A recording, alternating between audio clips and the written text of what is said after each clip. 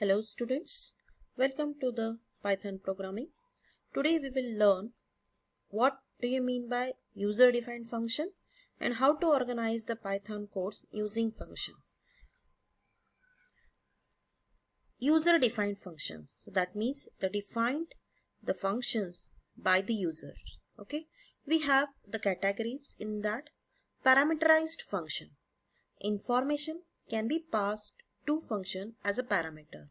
For example, I want to write a code to get a square of a number. So that means I need a number whose square I wanted. So I am writing a function to have the square of any number. Okay. So generalize function. So I'm going to start the function definition.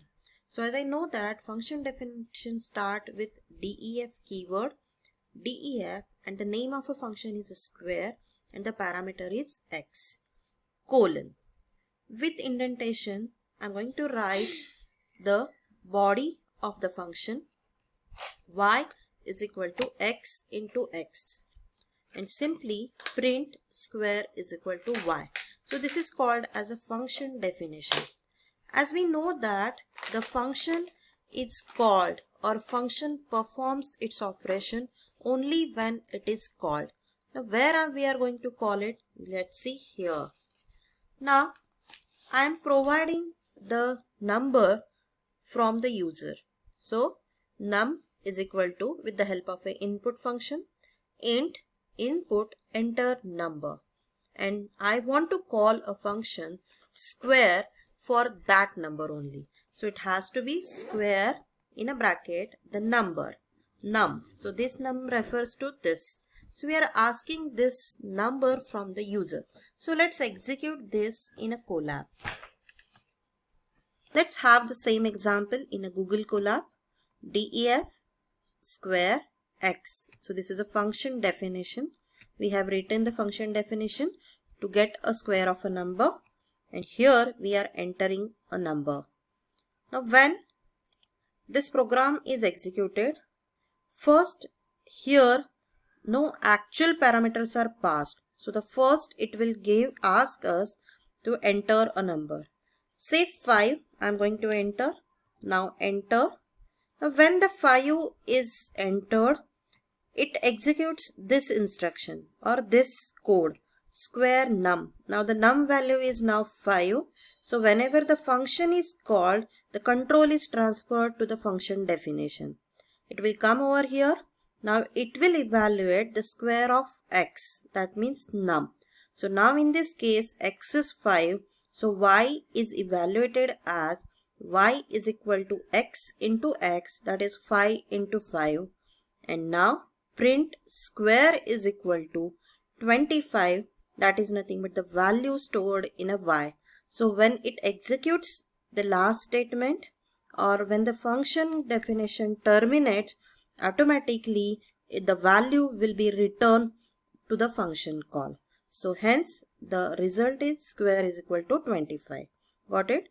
Now you can write the code in this way also. First you can ask for the number and here the function can be called. It's the meaning is same. Let us understand some more examples.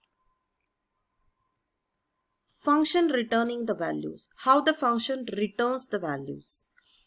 However, when one of the return statement is reached, the function execution terminates and the value is returned to the caller. Okay. Now have an example. Def my underscore function x, and in this the body is return 5 into x. Now the functions are called like print my function 3. Now this function is called where the parameter is 3. So whenever the function is called, it goes back to the function. Now x becomes 3. It returns the value 5 into 3, 15. Here only. Okay, because we are using it in a print only. Now next statement, print my function 5. As soon as you are calling this my function, it comes over here. X becomes 5. 5 into 5, 25 will be returned at a function caller. Now when we have my underscore function 9, So it goes back to again my function, return the value 5 into 9, 45. Like this, the function executes in a Python. We can have multiple return statement in this way. Suppose I want to find out whether the number is even and odd. Okay. So simple way, I have written a function def odd even checker for the number of I or for the variable of I. What I'm going to write, I know that for the even, if the remainder is 0, then the number is even, and if the remainder is non-zero, then the number is odd. So now if I mod 2 equal to 0, return even, else we need to return odd. Simply this is a function definition. Now if I write print odd underscore even underscore checker, that is a function name, and we have a parameter or the argument as a 20.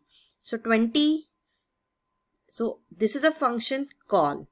Now when the function is called, the function definition executes. It goes here, I becomes 20, 20 mod 2 is equal to 0. So the result is return even. Same way, the next statement is the number 15. So it goes again here, I becomes 15. If 15 mod 2 equal to 0, the condition is false. So it won't be executed. As the condition is false, it goes to the else, it returns odd. So like that, we are getting the even and odd result. Similarly, a function can have the default parameter value. So whenever the parameter is not given, then it can extract only the default parameters. Python allows the default values for the function parameters. If the caller doesn't pass the parameter, then the default value is used. For example, I have defined a function as a hello, def hello, and year equal to 2019 colon. And here I'm just printing hello world and the year is passed. Okay. Now, if I'm calling a function like hello 2020. So as hello 2020, this is a function name. Now the function hello is called with a parameter 2020. So it goes here in a function definition. Now the year becomes 2020. Okay, so that it will execute hello world 2020. But in a second example, we called the function simply hello. Okay, no parameters are passed. So it will consider the default value. So it goes here in a function definition. The default value is 2019. So it prints hello world 2019. Like this, we can have the multiple return.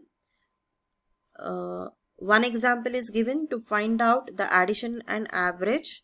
So the normal formulas are used. So a array is defined or a list is defined, and we are having the values multiple return a comma b as an addition and b for average, and is equal to the function return. So array is a function and ARR are the parameters. What is a function definition? Def array and add equal to 0 for x in n. For every element in a n, I need to add plus equal to x, that is equivalent to add is equal to add plus x. Every time the element will get added in a variable add. And similarly, I can find out the average equal to add divided by length of n. And simply return add comma average. This is an example of multiple return. So when it returns, by default, it is returned in a comma b. So hence, when the function executes and it comes to the return statement or it terminates, it returns the value when to the caller function. So a comma b becomes the add and average, so that we can extract the values of addition and average by the variables a and b. Now we can have the same example. Now Can we write a simple calculator program? Yes. Now I need a simple calculator to perform addition, subtraction, multiplication and division. Let us understand. Now this function adds two numbers, def add x comma y. Colon, it is going to return x plus y. I need a function for subtraction, def subtract x comma y. See, the parameters can be same. So return x minus y. Similarly, I have defined a function multiply and divide. Okay, so the four functions are defined. Now I'm writing a function or a program to provide an option for the user. Print select operation, 1 for odd, 2 for subtract, 3 for multiply, 4 for divide. Now while true. So while true means that while the condition is true, that means true condition, a boolean data type is used. What I want to do, I want to execute this loop for the true condition. So here I wish to take the input from the user. So choice input, enter choice 1 2 3 4. Now as the default data type of input function is string, so 1 2 3 4 are treated as a string. So if choice in 1 2 3 4, these are strings, colon, if the choice is in this form only, then only we are taking the input from the user as a number 1 and number 2 in a float. And if the numbers are entered and as per the choice, if the choice is equal to 1, then we are performing simply the num1 comma num1 plus num2 equal to whatever we have the variable.